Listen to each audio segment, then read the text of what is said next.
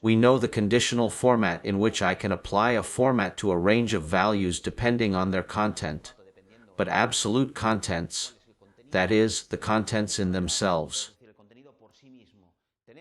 Next, we have other rules in which we are going to highlight a specific format, a conditional format, but depending on where each value is located with respect to the values that surround it, with respect to the values of this same collection.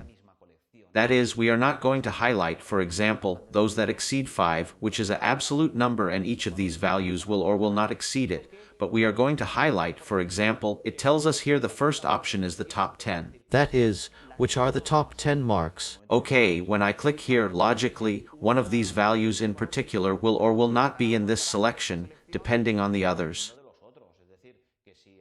That is, if instead of 10 we select, for example, the top 3, let's imagine that I am thinking of awarding distinctions. If I award 3 distinctions, who would deserve them? Which are the 3 highest values? Well, the 3 higher values are these ones. These 3 highest values depend on the fact that there is no other value in the collection that is higher than any of them. If there was an 8, it would be the 8 higher than these 2 values. That is, that we can apply conditional formats to locate the values that fulfill a certain condition or a set of values that also fulfill a certain condition. What is interesting is that they might be 10 or 3 or 5, the number that we want, the highest values or the lowest values or percentage.